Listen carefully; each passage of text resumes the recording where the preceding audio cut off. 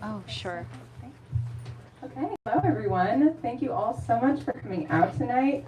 My name is Amali and I'm the events director here at Books Are Magic. We are so excited to have Olivia Gatwood and Melissa Lozada Oliva with us tonight to celebrate the launch of Olivia's debut novel, Whoever You Are, Honey. But before we get officially started, I just have a few logistics to point out for how tonight's event is going to go. First up, we will be doing a hand-raised audience Q&A towards the end of the discussion, so please start thinking of questions to ask and hold on to them. After the talk tonight, Olivia will be around to sign and personalize your books at the table next to where you checked in. We'll let you know where and when to start lining up for that. And finally, if you're joining us virtually on the YouTube live stream, we would love to encourage you to buy a copy of Whoever You Are, Honey online using the link in the live stream description. Okay, now let's get into this. Tonight, we ponder the ever-changing questions of who we are, how we exist, how we love, and how we navigate friendships in the digital age. There is so much here to discuss, from character work to poetics to language to technology. So let me introduce you all to tonight's wonderful writers.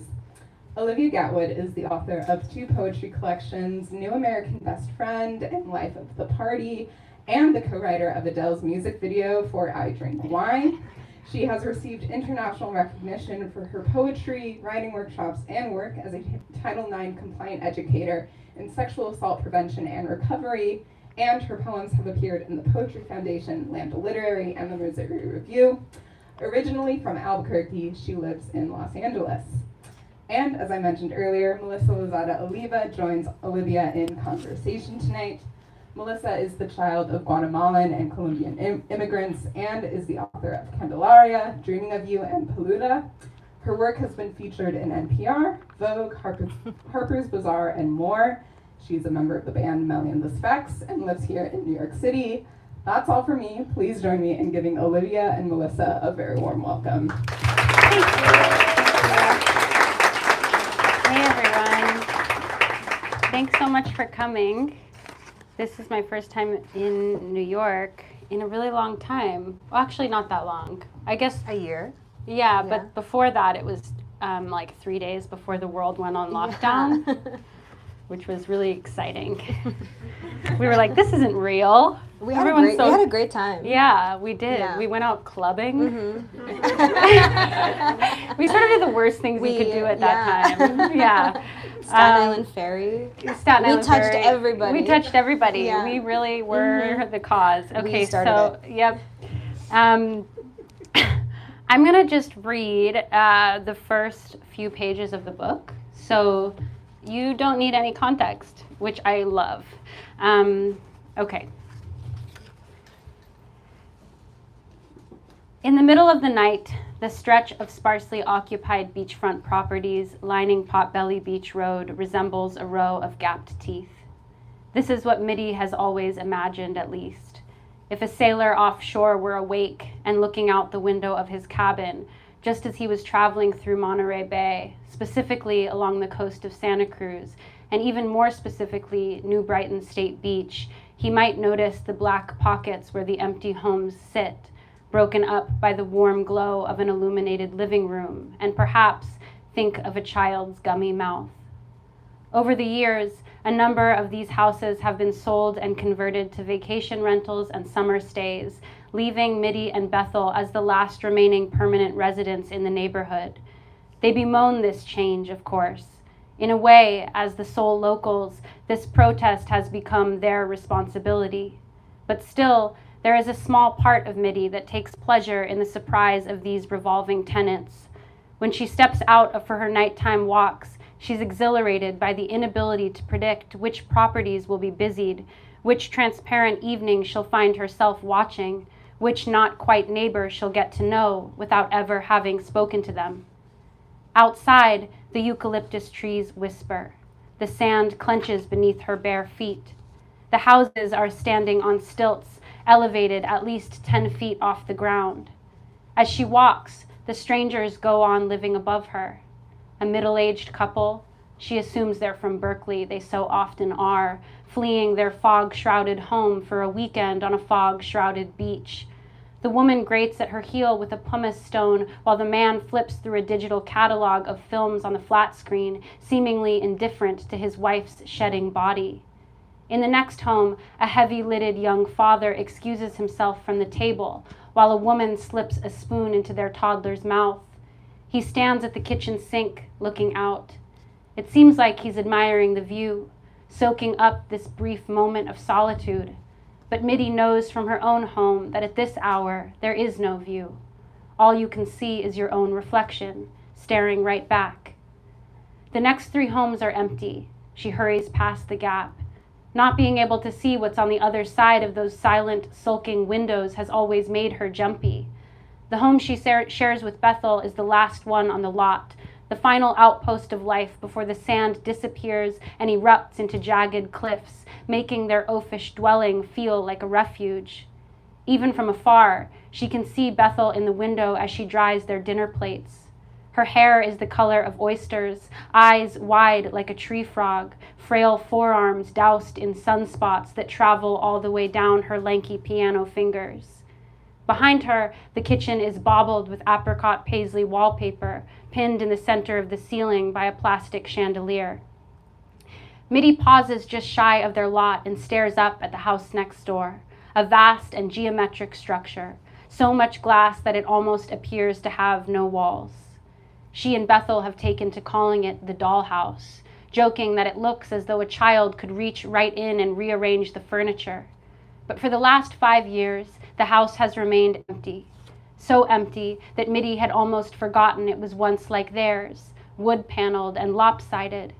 It had been owned by a pair of eccentric professors who were shipped off to a nursing home by their children. She misses watching the old couple carry their long dinner table down to the beach, where graying lefties and university types would later gather around it, drinking and arguing late into the night.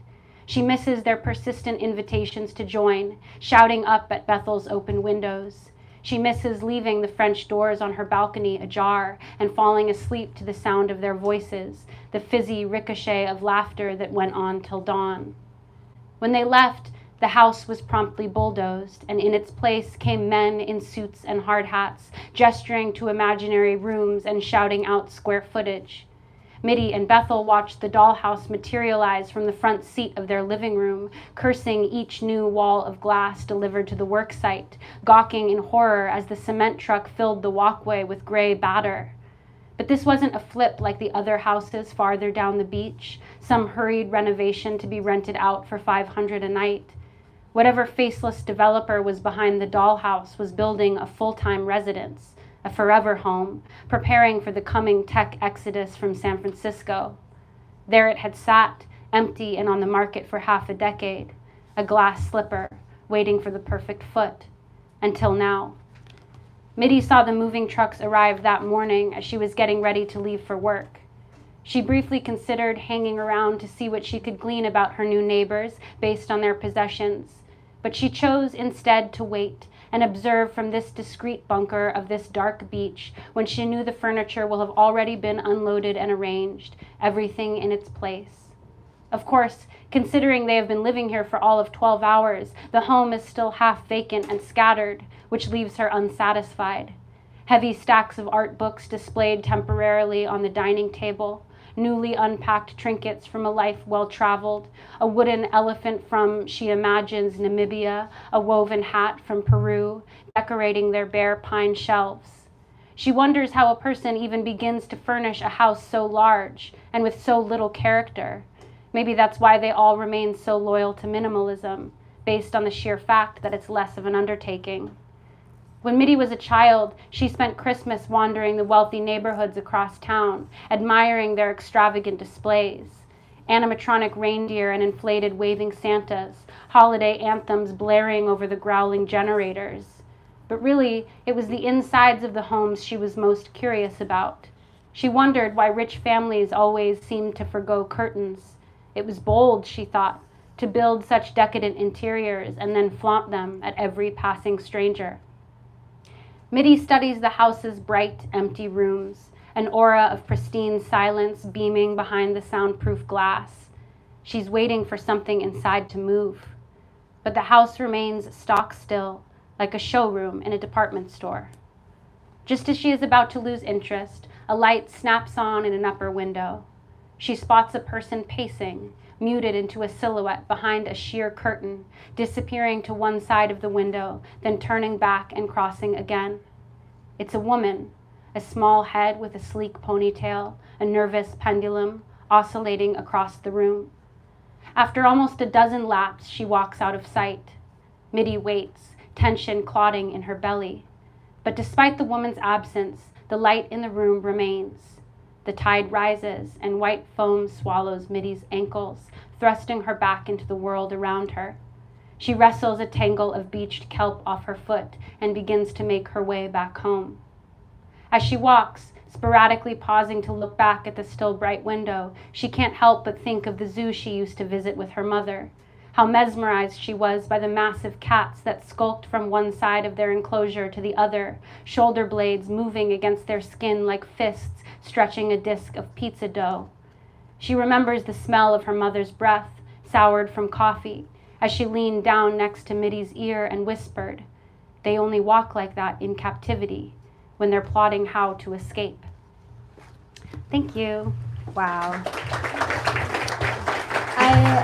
Yes, give it up. So good. I'm never gonna get over shoulder blades moving against their skin like fists stretching a disc of pizza dough. That is brilliant. Thank you. Okay, so for those of you who haven't devoured the book in a week, it's been out for a week, just like a brief synopsis, this girl named Mitty starts becoming obsessed with this girl next door. And Mitty lives with this older woman named Bethel, and something is not quite right about the girl next door.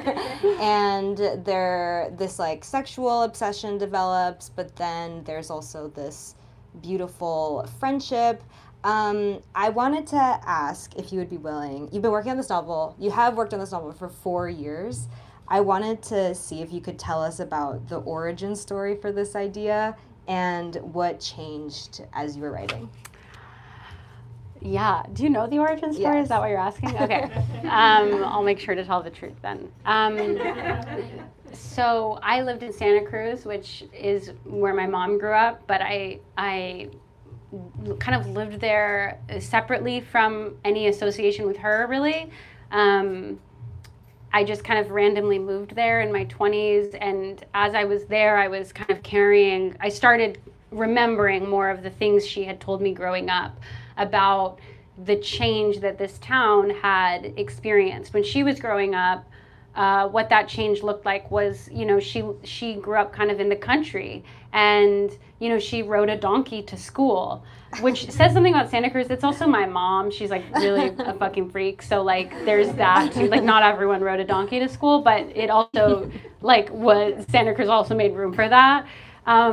But so when she was growing up, the change was because of the academia moving in with UC Santa Cruz. And so what was this kind of humble town suddenly was being overtaken by what the people in the town felt like was this academic elitism. And because of that, there was actually a lot of violence due to various kinds of resistance. And then when I lived there, the academics were the locals, and they resented the influx of people who worked in tech. By coincidence, I was, for the first time in my life, socializing with men who worked in tech, which was very strange. It was a really, really strange character that I had never, not even met, but like literally not fathomed. Like I didn't realize there were people behind these things. Like I was at a party once and I lost my phone, and I went up to a man who was halfway through a really fat line of cocaine, and I was like, I lost my phone, and he was like, I invented the Find My iPhone app, so it's fine. And I was like, cool. And then he helped me find my phone. Not using the app though, actually just using common sense. But it was, maybe he wasn't telling the truth, but that sort of thing happened, right? So what happened was I was out. I was invited by a man who worked at Google and his girlfriend to go to this wine event, and we went, and in some of these communities that are really overrun with like, they're not just like overrun by men, they're overrun by like heterosexuality. There was like a lot of like gender separation. So it was like you hang out with the girlfriend, right? And so I was kind of with this girl who I had nothing in common with, and I felt was just sort of like a creation of her boyfriend. And through the night, things just spiraled and spiraled into this really bizarre space. I ended up bringing them to this concert, and it was like bringing her into this world that was my world. It was like she had just never been outside. That's what it felt like. She was at this concert, and she was like asking me very genuinely, like, what do you like about this music? And what do I do with this music? How do I dance to it? Like these really genuine, like intense questions that felt intense just because it signified to me her lack of like worldly awareness, that she didn't seem that way when she was in the context of him. And so she started like doing this with her hand, and I have not told this story. Yes. She started like I'm so about this. Doing this. Yeah, she started saying over and over, I'm so about this. I'm so about this. I'm so about this. And I was like, holy fuck, this person's a robot. This isn't real. There's no way this is real. And then her boyfriend came up to me and like apologized on her behalf, which was really strange. And then swiftly they disappeared. And then later that night I was laying in bed, and there were helicopters circling the area, and I convinced myself that this was an AI who was a beta test for her Googler boyfriend, and that she had shorted out because she had been exposed to something he hadn't programmed her to be exposed to. And that now these helicopters were there because like they had to like get involved fast. And then as time went on, I realized that like it almost didn't matter if she was an AI. Like that experience happened in part because she was in some way created by her boyfriend. Like she was in a context that she hadn't been prepared for. She had built herself to be comfortable and socialized in his world. She hadn't experienced a lot of relationships with women. There was a lot of firsts for her. And so I started just thinking about how we're all sort of like built in these ways. And yeah. Well, one, thank you for sharing the story. Of course. Two, I feel like throughout the novel there is this idea of like being real and not real, and a lot of the characters are isolated within themselves and don't really know how to, oh my god, you guys cannot hear me at all, like don't know how to interact with other people.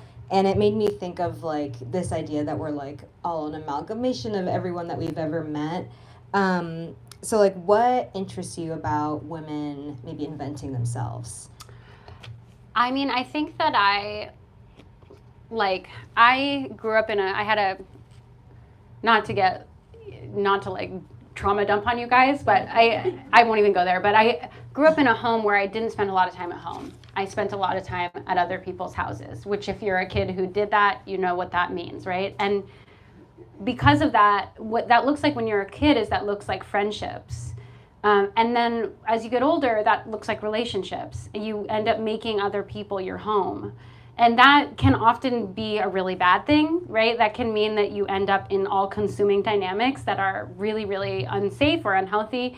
But I got to this point when I left New Mexico for the first time and I moved to New York, where I had this moment of like, oh, I actually think my entire personhood was created by other people. Mm-hmm. I had very little sense of self, and that was really jarring because I had prided myself on being really self-assured and confident and like really know who I am. But then when I started to inspect the pieces of who I was, I could figure out where all of them came from, and I could name each of them. Like this this person taught me this, and this person taught me this, and so it made sense to me then that after I would watch these films about like fembots, I would feel like I identified with the fembot, because I was like, yeah, my identity was built by men, Right. obviously. Like at the end of Ex Machina when she's like picking out her hair and her Yeah. body. Yeah, and those were given to her, you By a know. man, Yeah, and so I think we all have some of that, even if you didn't grow up in whatever household, even if you know, like, even if it wasn't like men who created you, I think we all are an amalgamation of some outside force. But I specifically felt like I had a kind of identity crisis around that. Yeah. I mean, everyone's interior is so like beautifully developed, and I think like even if you haven't felt that way, it feels so relatable to be like, I don't know what's going on. I hope everybody doesn't hate me, you know. Okay, so this book starts out like deeply horny. You didn't read the horny parts. Yeah. But there is a moment where Mitty is watching these two people fuck and she's jerking it. Yeah. And it's sexy. Thanks. And There are other ways to say you masturbated in my book. I but did. Yeah. I didn't do that. I said, stop it. I didn't I do don't that. do that. I don't do that. I've never done that. Stop it. Okay. Well, what I'm going to say is it does not end horny. It starts out horny, doesn't end horny. And I think it's cool because you're like playing with this like projection of like sexualized gaze. That's almost like the male gaze, but it's not. Can you talk to me about towing the line between erotic obsession and just like regular love between two women? Yeah. Regular, not sexual. Regular. Or you'll go to hell. Yeah, the difference is one, you're punished for eternity, and the other, you're not. Yeah. So, no, I think, well, the difference is I think, projection. Like, I think that I was really interested, I was thinking a lot about how, in the same way that my identity I felt like at a certain point had been created by men, I also think a lot, because I'm not immune to like influence of the male gaze. I think some of my desire was operating that way, and I was curious about like really seeing that through writing a queer character who is certainly queer and also hasn't been in queer community, doesn't have a lot of tools for expressing her queerness in a way that doesn't perpetuate certain elements of misogyny and objectification. And so I liked the idea of writing a character that in her reclusion kind of starts out almost as an incel. And I know that's like a really femcel. I know that's like a crazy word to just drop in this space, but like it's true, you know, like there's a way in which like when you are existing in a state of shame, you're often also existing in a state of deep resentment and anger and feeling like you're owed something, and that your ability to experience intimacy has been taken from you.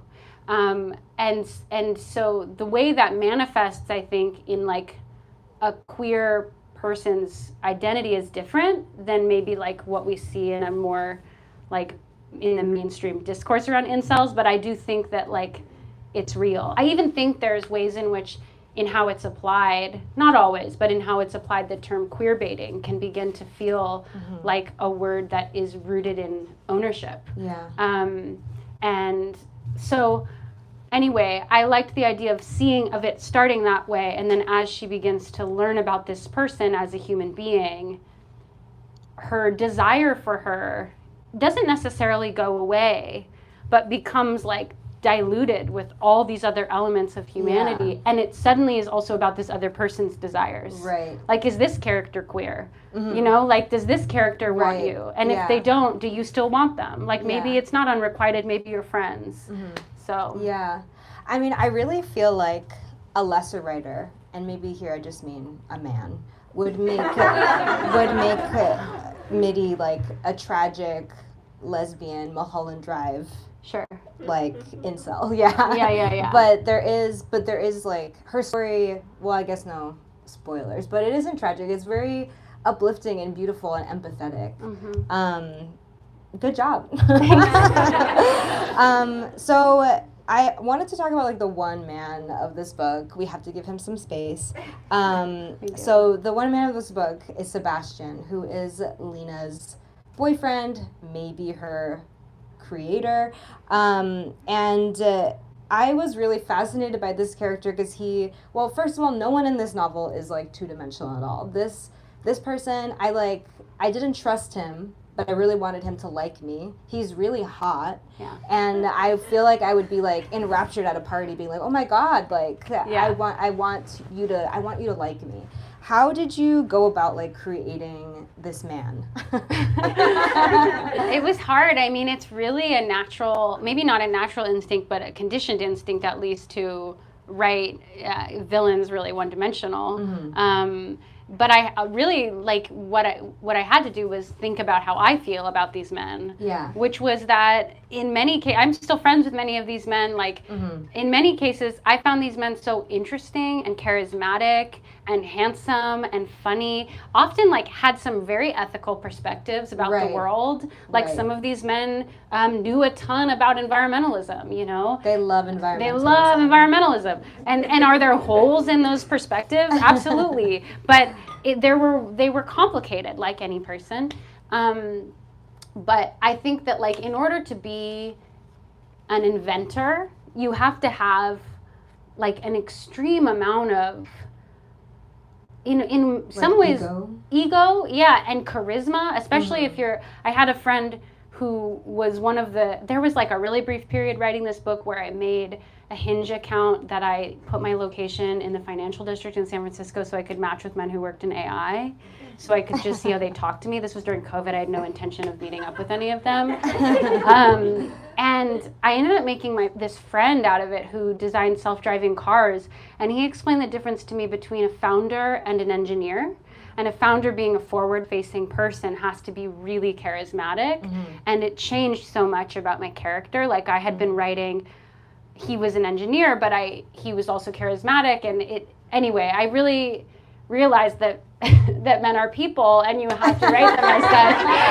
And like, so I wanted a reader to feel attracted to this person. Also, I have a really deep pet peeve when especially men are written in a way that is so one-dimensional that the woman who's attracted to them seems really stupid. Right. You're like, no one would like this person. I want to see what is good about this man. Yeah, I want to know why she's with him. Like, we need to know that. And so there's ways he's a really nice partner. Yeah. There's ways he's like loving and cares about her pleasure. Right. And like, you know, and like the sex is hot, you know, and probably feels good. Yeah. And like that matters to me. Men's stories just matter. They really do. So this book is a page turner. You really can read it like on the beach in a week. It is so good just for the story alone. But I have to talk about the descriptions that are happening in this book and what you're doing on a sentence level because it is so phenomenal.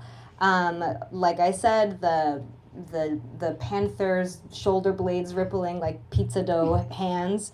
It's not. You did not say that at all. But you remember what I mean. But you also say stuff like the great ocean dimpled with rain. My favorite line from this book is about how when you're like describing these ballerinas and you say pearl onion heads, and I could just like see all of their hair just like slicked back.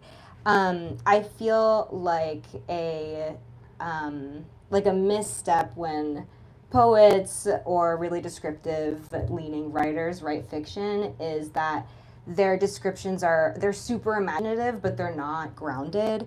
And what you do is your descriptions are so like rooted in reality, and they really make you feel like you're there. So how did you go about writing so colorfully while also remaining so grounded? Oh, thank you. You're welcome. I feel like it's really important to me that like metaphor serves a clear purpose. that it's not just there as a muscle flex, but is genuinely there to enhance a reader's understanding of an image, which means you don't always need it.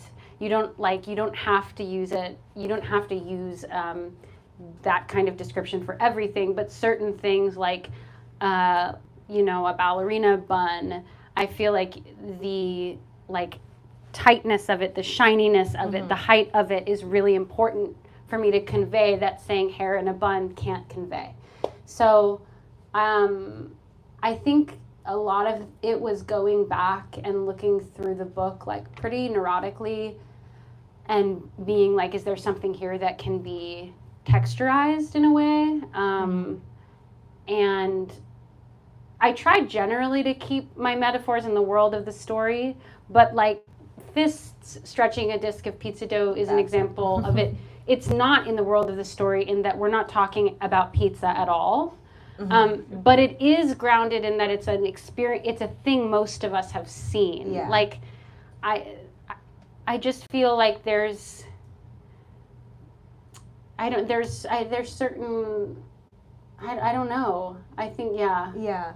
it's something that I really neurotically care about. Right. I just really want my images It shows. to be strong. It works. Thank you. It means it makes the work harder. It makes things take a lot longer. Right. But Because it's worth it. It's really worth it, and I think poetry teaches you that.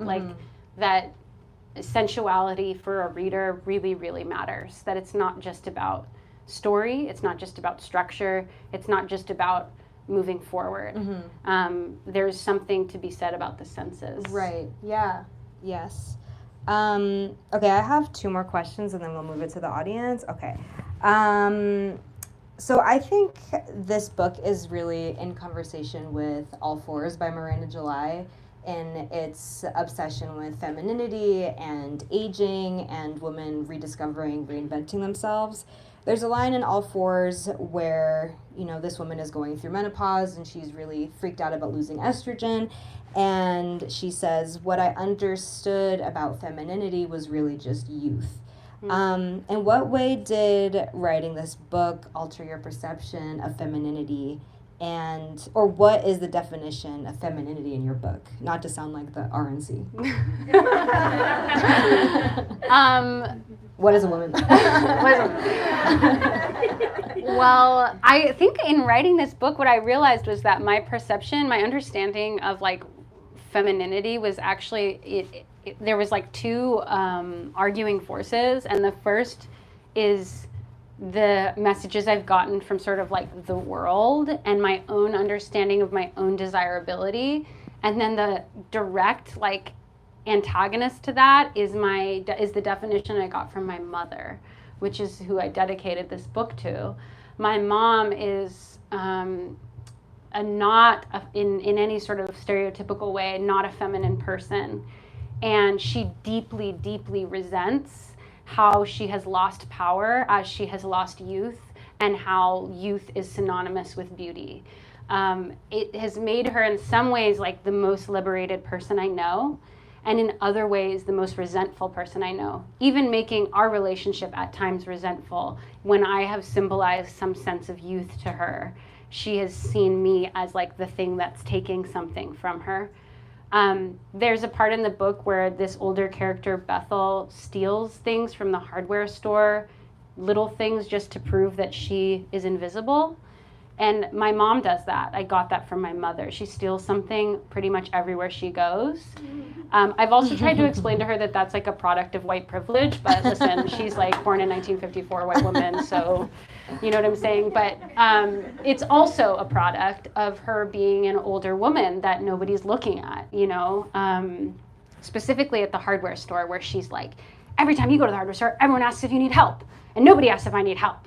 And then, of course, she's and I don't need help because I know how to fix everything, But so anyway, I think I realized that my definition of femininity was really 2 binary things, and I think I just took characters that represent all those versions and put them in a room together and made a soup out of them, which then equals my definition of femininity. Beautiful. Okay. All right. I'm gonna try to put these together. So that, okay, tell me about your research for this book. When did it start? When did it end? And who's your favorite fembot? Oh, okay. So, my research for this book, I don't know when it started. I think sometime when I realized I was writing a book. Because you don't know. Yeah. And then you're like, well, I have to start researching, I guess don't I'm I? a journalist, Yeah, I guess I need to do that. I feel like I started like watching films that felt like related, and then that. I guess when I really started feeling like I was digging into the research was when I started learning more about Santa Cruz as a city. I felt like everything else I had been doing some sense of research for my whole life. Santa Cruz I hadn't learned a lot about, but I ended up like reading a lot about this one short period in Santa Cruz history where there was like 4 active serial killers that were all operating at the same time. And it like sent the public into a state of complete hysteria, and like actually class played a huge role in all of that because a lot of this was around the university, and there was like a feeling of academia bringing violence into the community. So there's that. A favorite fembot? That's a really good question.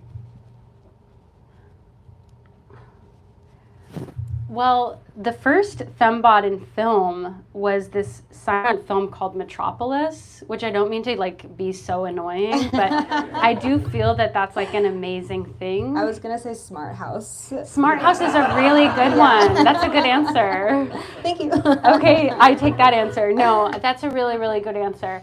I did just rewatch Ex Machina, and there's a character in that called Kyoko. Yeah. Who's like never gets her moment that I think deserves her moment. She never speaks. Is she the one who dances with Oscar Isaac? And she but her movements are really powerful, like showing her that I think she like inspired a lot for this, of just what it means to like show your identity as an AI instead of say it, almost because you can't.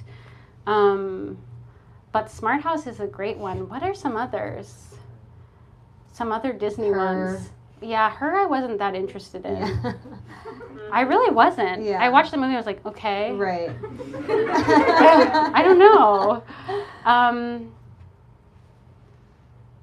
Yeah, I think I'll go with, Think about it. yeah. Come back to me. Yeah, I'll think more about it. Cool.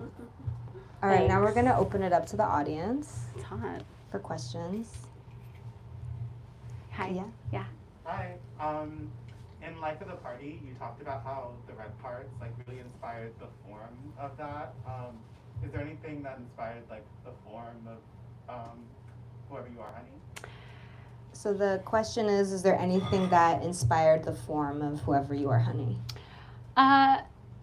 Yeah, I mean, you know, the book took a lot of forms throughout the writing process. And, you know, I think that the going back in time, there's various flashbacks, I think I was writing a movie simultaneously, and so I think my sense of chronology was really influenced by film and the ability to move back and forth in time. But I realized this recently, but when I was writing this book, it was the least I've ever read, which you have to read to be a writer, and I really do believe that, so I don't want to like enforce that idea, but I also think that writers are mimics, and I'm really influenced by what I'm reading. That in the early moments of writing this book, I was reading East of Eden, and a lot of the form was looking like that. Also, I was just like writing these really detailed descriptions of grass, and it was like I have to pull back, you know, like I really need to pull back. So I watched film, but I was really kind of like in a bubble during this. I felt like I wanted to do like historical research to gain my understanding of context, but I think I saw pretty quickly that this story would get away from me the minute I would start consuming too much of something. So I know that's a little bit of a disappointing answer, but it's something I've been asked and I've struggled to answer, and then I realized like, oh, I really was not reading very much during that time. So, yeah. I just finished a book on the train like obviously like kind of other reasons it's implied that Lena doesn't remember so many things, but I think what struck me as I just finished the book was just how like trauma or like even just like depression or anxiety kind of does that to memory as well. So I'm just curious if like that was something you were thinking about. So the question is, how does trauma affect memory? Yeah, so there's this main character who, part of what kind of hints to her that maybe she isn't real is her lack of memory. And you just asked if, how trauma can also do that to a brain.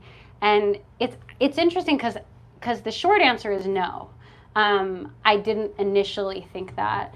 But I do think that I know that intrinsically. And I think what I had to sit down at one point, far later in the writing process than I probably should have, but I sat down and thought, like, what makes a person? Like, how would you start to worry that you're not a person?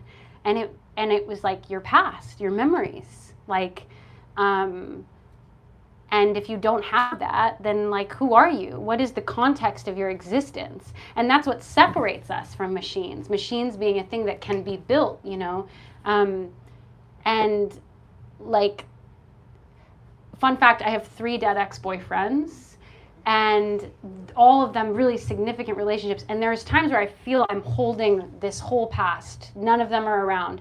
And that's the most human I've ever felt, is when I'm holding all of that. And so I don't think I knew that, but you're not the first person who said that. And it is something that I'm realizing feels very true. So thank you for saying that. In the context of the discussion you guys had on your podcast regarding autofiction, I'm just curious about how you navigated like putting your own voice and experiences that you've had in your real life that you've also like written about or spoken about in the past, like how you went about editing yourself in that way. So how did you navigate writing from personal experience and putting out a book of fiction, autofiction, the autofiction question?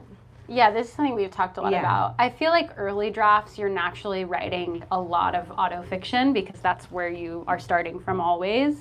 And as your characters become more themselves, you feel less and less like you have to incorporate your own understanding, because these characters do start moving in their own ways, which is a pretty psychedelic experience, to be like, this character, I know what choice this character would make, and it's not the choice I would make, and I know what choice they would make. Like, there's this weird moment where they sever themselves from you. And it happens fairly naturally, I guess, in a way. But I think Melissa helps me with this, I think, because you know me. Like, Melissa will read things and then be like, this is you, this isn't them, which I think is a helpful eye to have. And it's not always an eye you can have on your own. So I think having friends that know you well, because you don't know, sometimes you are like using a character as a vessel in like unhelpful ways, in maybe ways that feel tangential or ways that feel like projection, but as a way of like holding open the door without your own hands or something. Yeah. Oh, good one. Yes. That's my the pants stuff. or pizza metaphor That's the stuff. is gonna come. Slam dunk. Slam dunk. Knocked Hit it out out of the park. We've been loving these sports metaphors lately. But yeah, I think that it happened. I think it's a really cool moment when it happens, and I think it can only happen with like draft after draft after draft. And like letting go, really, because you realize, you realize a lot of autofiction, you're telling yourself it's because you're writing what you know, but really you're writing what's comfortable. What's more exciting is when you start writing what the character knows, which is not always what you know. But somehow you know it because you're writing them. Yeah. In the back in the alley. I mean, in the aisle. Braids, little braids. Yeah. Hi. So kind of in the vein of autofiction, you said this is based off of a real person and then real tech bros.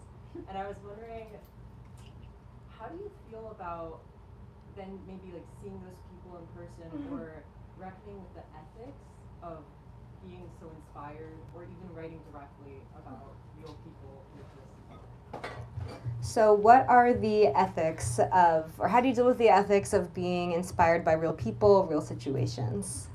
Yeah, well, in that same vein, like, they very quickly become not those people. Yeah. So there's that, like, really quickly. You're just like, this isn't, I don't know that person that well. Like, I actually can't. It becomes less fun also because you're, like, bound by what's real. It's a lot more fun to invent. So there's that. You know, I still know that guy, you know, and I don't know if he knows that the book is based on that. And I guess I don't care. And the reason is not because I think that I don't care about his feelings. It's because it is so far from him at this point. And I think that I think the idea that, and maybe only like a writer knows this, or a reader maybe, but the idea that a writer wouldn't pull from the world around them is really naive. And so this thing of like, don't ever write about me is so, it's like, that's just, there's ways you can write about people unethically. I certainly believe that. And like, for that reason, really shy away from nonfiction. Mm-hmm. But I also don't use fiction as a means to write about people. I just use the world around me as a means to write a fiction. And those feel different to me. Yeah. We have time for 2 more questions. I'm more familiar with like your poetry from like my New American Best Friend, and it was very like performative and very like you would recite it yourself. This being like a very solo project, aside from like screenwriting and everything, are you like worried that now that it's kind of out of your hands, it's like people will read it in like a different voice, kind of like you're worried that they're gonna just like read it not even like interpreting it, just reading it in a different light maybe, and it's like it's kind of gotten away from you. It's like, are you worried about that ever? Mm-hmm. Are you worried about people reading your book and coming away with something that you didn't intend? Or, yeah. And based in like because of poetry being so, yes, like based in myself.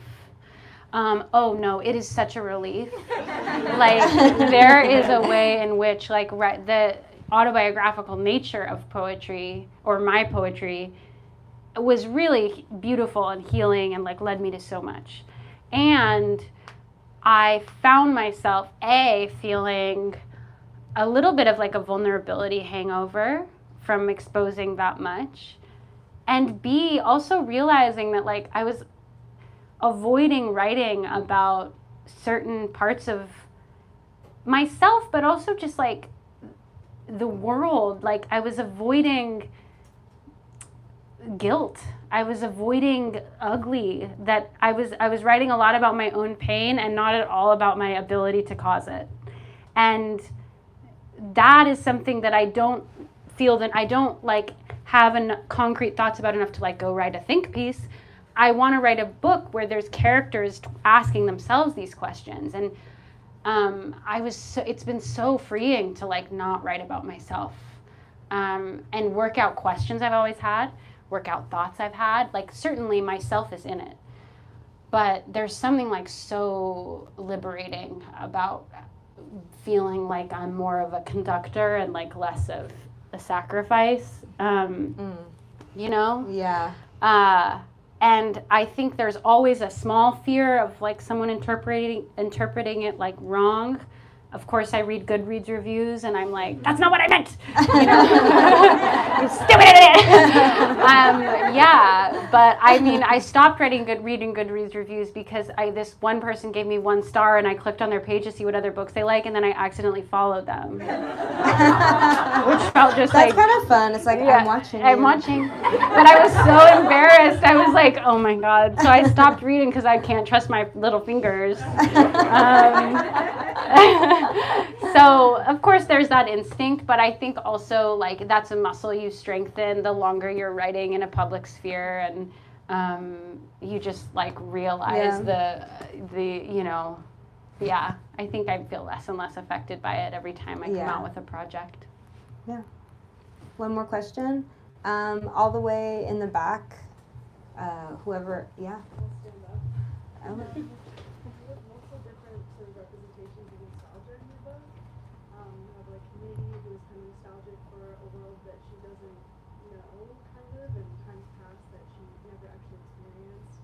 Bethel, who obviously experienced all those things and has seen sort of this evolution of her community in Santa Cruz. And then Lena, who's kind of experiencing a secret third thing of like a selfhood that she never really had. So I just was wondering like how you delegated between all those different types of nostalgia maybe, especially like in connection with what you were talking about in terms of womanhood and femininity as well. Wow. Great question. Yeah, try to repeat it. Yeah. Okay, I'm gonna try to So the question is about nostalgia, and it's about how you navigated different forms of nostalgia within each character. So Mitty is nostalgic for a time that she's never been in. Bethel is nostalgic for a time that is long gone, and Lena is a secret third thing, which is she's nostalgic for maybe a time that never happened. How did you go about writing? How did you do that? Bibbidi bobbidi. Bibbidi bobbidi. Well, I think that tech as a thing, even though this book is like, I almost like don't like even talking about tech that much because it's like maybe going to be disappointing for those of you who haven't read the book that it's not actually really that much about tech, but there is a way in which everything is. And tech is a conversation about the future, and the future is always a conversation also about the past, because we're always existing in the context of something, and it's informing where we go and what we decide to do. Invention is about fixing something that we have, endured for a long time and decided it's broken or needs to be improved. So like the past played a huge role in a book about the future. And so I wanted to make that distinction really clear, and, having like Bethel, who's a Luddite, in the context of a rapidly advancing technological world, just seemed like really exciting. And I think being a writer, what's most exciting to me is contrast, and that feels like a really fun contrast. But I also think beauty is so funny because it's so like temporary. Like what is beautiful is so temporary. And so this thing of like Bethel holding on to this beauty that she no longer has, like as if it's something you can lose, is really interesting to me. I guess like the changing landscape around desirability, it just reminds me what a joke it all is, like how it's so not reliable. It's, I guess, just such a myth. And it's kind of interesting how you can't be nostalgic or even like preserve memories or your beauty without tech. Too. Yeah, that's so true. Yeah. That's like how we have memory now, right. Is we like get reminded on our phones of right. a past, you know. I just feel like, and that was something that surprised me as I was writing this book, and I was writing it in like this time where AI was becoming more and more a part of the world, that AI, as I was writing the book, became less interesting to me because it was so present, that it was everywhere. And so it still is very much a part of the book, but it became less science fiction. It was just part of it. And then what became more interesting and less common was a past without it. So then I became obsessed with that, and I think as that obsession creeped into the book, my characters became more and more nostalgic. I'm also, as a person, really afraid of nostalgia. I really don't like the feeling of wishing I was somewhere else. And so it's nice to have characters that can feel it. Because I just want to claw at my insides when I feel that. Okay, cool, thank you. Thanks so much, everyone, for coming. And thanks, Books and Magic, for having us. Sorry, it's sweaty. Thank you all again so much for coming out tonight. Thank you to everyone who asked questions. Thank you to Melissa for moderating such a great conversation. And thank you, Olivia, for celebrating this launch with us. So some final reminders before you wrap up. If you're still with us on the live stream, you can buy a copy by clicking the link in the live stream description. For those of you with us tonight, we have some extra copies available at the register where you checked in. We also have some of Olivia's poetry collections and Melissa's most recent novel, so I highly recommend checking those out as well if you haven't. Olivia will be around to sign and personalize your books. That's going to be happening where my lovely coworkers are now pointing to. Yes. It'll all make a little bit more sense in a minute. We're just going to ask that you all hold tight for a second while we get Olivia settled back there, and then just line up down the center aisle, curve around to the wall, and please make sure to grab all of your personal belongings with you so you can start to rearrange the space. That's all for tonight. Thank you all again for joining us, and let's give these two one more round of applause.